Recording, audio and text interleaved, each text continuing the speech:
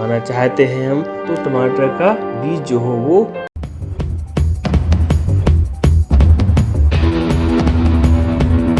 किसान भाइयों नमस्कार, आपका स्वागत है फार्मर्स एंड गार्डनर्स पर। दोस्तों आज हम फिर एक नई जानकारी के साथ आपके समक्ष उपस्थित हैं। दोस्तों आज हम जो लीफ कर्ल रोग होता है टमाटर, मिर्च और अन्य फसलों का, उस पर चर्चा करेंगे, क्योंकि एक्चुअली ये वायरस से रोग होता है। जब ये रोग हो जाता है तो उसके बाद फिर हम इसे सही नहीं कर सकते। तो इसके लिए हमें क्या क्या करना चाहिए और कैसे करना चाहिए, पूरी एवं सटीक जानकारी आपको देंगे। तो वीडियो शुरू करने से पहले आप अपने चैनल को सब्सक्राइब करें, लाइक करें, हमारे इस वीडियो को और किसानों के साथ शेयर करें, ताकि इससे अन्य लोगों को भी लाभ हो सके। तो चलिए वीडियो को शुरू करते हैं। तो दोस्तों देखिए, ये जो आप पौधा देख रहे हैं ये टमाटर का है। ये पौधा लीफ कर्ल से प्रभावित हो चुका है। इसमें देखिए आप पत्तियां पूरी की पूरी मुड़ी हुई है। तो इस तरह से ये लीफ कर्ल रोग पूरे पौधे में फैल जाता है और फैलने के बाद फिर एक पौधे से दूसरे पौधे में ये सफ़ेद मक्खी के द्वारा स्थानांतरित होता है। तो सफ़ेद मक्खी जो है वो इसका वाहक है। सफ़ेद मक्खी ही जब एक पौधे पर बैठती है, उससे रस चूसती है, उस रस को अपने साथ ले आकर दूसरे पौधे पर जाती है, तो वह एक स्थान से दूसरे स्थान पर पहुंच जाता है। तो इस तरह से ये रोग फैलता है। अब तो नियंत्रण के पहले हमें इसको हम कैसे उत्पन्न ही ना हो, इस तरह की व्यवस्था हमें करनी पड़ेगी। क्योंकि एक बार हो गया तो फिर तो वो पौधा ही हमें काटना पड़ता है, उखाड़ना पड़ता है, दवाई डालनी पड़ती है, वो सब करना ही पड़ता है। लेकिन परिस्थिति बनने के पहले, लीफ कर्ल आने के पहले हम क्या कर सकते हैं जिससे कि लीफ कर्ल हो ही ना। ये किचन गार्डनिंग में तो और ज़्यादा दिक्कत करता है, क्योंकि किचन गार्डनिंग में 2, 4, 10 पौधे होते हैं। उन्हीं में से अगर 2-4 पौधों पर ही हो गया तो पूरे के पौधे हमें उखाड़ कर फेंकना पड़ते हैं।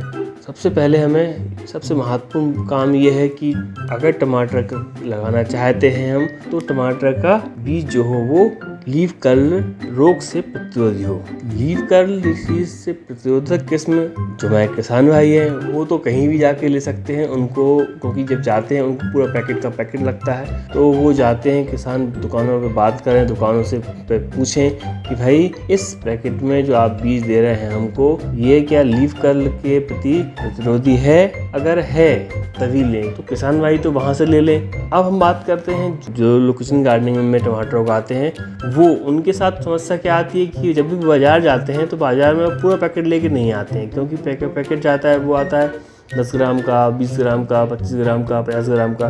तो ये हाइब्रिड्स होते हैं और बहुत महंगे आते हैं। तो पूरा पैकेट हम लोग या जो हमारे साथी भाई है वो नहीं खरीदते हैं। हम लोग 10 रुपये का, 20 रुपये का बीज खरीदते हैं। जब बीज देते हैं तो पता ही नहीं पड़ता है कि ये कौन सी वैरायटी है। जब वैरायटी का ही पता पड़ गया तो हम उससे बोलेंगे भाई हमको प्रतिरोधी बीज दे दीजिए आप, तो वो नया पैकेट खोल के नहीं देते। तो ये बहुत बड़ी समस्या रहती है। तो इस समस्या के समाधान के लिए मैं आपको बताता हूँ कि आप कहाँ से बीज मंगा सकते हैं।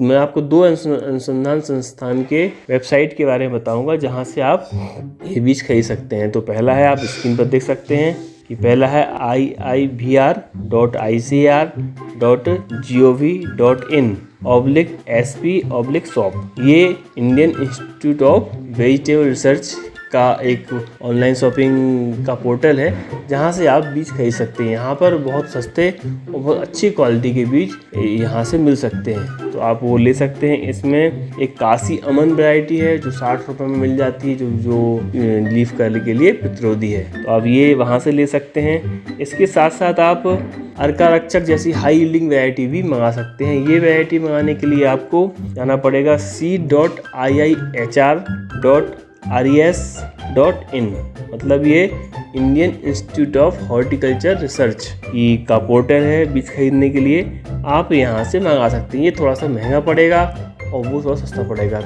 तो हमारे साथी लोग जो मित्र किचन गार्डनिंग करना चाहते हैं वो इन दोनों जगह से बीज को मंगा सकते हैं ऑनलाइन घर पर और आराम से लगा सकते हैं। इनमें जो है वो आपको टमाटर का, मिर्च का, बैगन का और अन्य जो सब्जियां घर पे लगा सकते हैं अपन, उसके बीज हमें मिल जाते हैं। और उच्च गुणवत्ता के बीज होते हैं, बहुत अच्छी क्वालिटी के बीज होते हैं, उसको मंगाकर और अपने घर पर लगा सकते हैं। यही एक रास्ता है अच्छी बीज प्राप्त करने का और लीफ कर्ल से बचने का। तो एक बार लीफ कर्ल हो गया तो फिर बड़ी समस्याएं आती हैं। अब हम दूसरा कार्य ये कर सकते हैं कि जो पीले चिपचिपे कार्ड आते हैं, बोर्ड आते हैं, वो हम अपने खेतों में या अपने गार्डन में लगाएं, क्योंकि सफ़ेद मक्खी जो है इसका वाहक है। सफ़ेद मक्खी अगर हम पीली चिपचिपे बोर्ड लगा देंगे अपने खेत में या गार्डन में, तो वहाँ पर जैसे ही सफ़ेद मक्खी आना शुरू होगी और हमको चिपकी हुई बोर्ड पर दिख जाएगी, तो तुरंत हम उसके बाद आगे के लिए इसका उपचार कर सकते हैं। तो इसकी संख्या जो है वो, अगर आपका छोटा टेरेस गार्डन है या छोटा गार्डन है, तो आप पौधे के आसपास एक पीला स्टिकर लगा दें, मतलब 3 से 4 भी लगा दें तो कोई दिक्कत में काम चल जाएगा। किचन गार्डन के पौधे कम होते हैं तो उसके हिसाब से आप लगा दीजिए। और अगर खेत में किसान कर रहा है तो खेत में जो है वो आप 12 पीले चिपचिपे बोर्ड लगा सकते हैं 1 हेक्टेयर में। तो इस तरह से आप लगा दीजिए, मालूम पड़ जाएगा कि वहाँ पर आपके खेत में सफ़ेद मक्खी आई है कि नहीं आई है। जैसे ही आएगी आप तुरंत उसका आगे उपचार करिएगा। इसके बाद जैसे ही आपको सफ़ेद मक्खी दिखे तो वो तो इलाज करना ही है, लेकिन तीसरा मेन काम क्या कर सकते हैं हम कि नियमित रूप से नीम का तेल और नीम ऑयल जो मार्केट में आता है वो का स्प्रे हम हर सप्ताह में हमें करना चाहिए।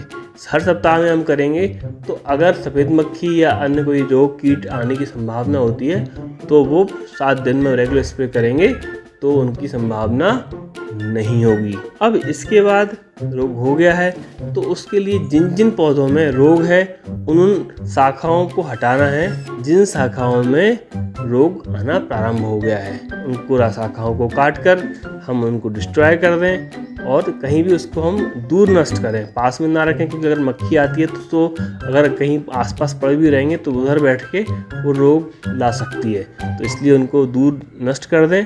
एक बात ही, दूसरा ही, अगर पूरे पौधे में हो गया है तो पूरा पौधा का पौधा उखाड़ कर भी हमें नष्ट करना चाहिए ताकि वो आगे रोग ना फैले, तो ये करना चाहिए। इसके अलावा अगर आप कीटनाशक का इस्तेमाल करते हैं और आप जैविक खेती नहीं कर रहे हैं तो आपको कीटनाशक का इस्तेमाल करना चाहिए। कीटनाशक के इस्तेमाल करने से सफ़ेद मक्खी नष्ट हो जाएगी। कीटनाशक बहुत सारे आते हैं, आप कोई भी इस्तेमाल कर सकते हैं, जैसे इमीडाक्लोप्रिड कर सकते हैं, आप एसीफेट कर सकते हैं, एसिटामिप्रिड कर सकते हैं, थायोमेथाक्सम कर सकते हैं। ऐसे बहुत सारे सकिंग पेस्ट के लिए सिस्टमिक इंसेक्टिसाइड आते हैं, आप उनको लेकर उसका उपयोग कर सकते हैं, उससे भी वो नष्ट हो जाते हैं। इसका उपयोग करने की फ्रिक्वेंसी या कब कब करना चाहिए, तो हमें हर 10 से 15 दिन में कीटनाशक का इस्तेमाल करना चाहिए।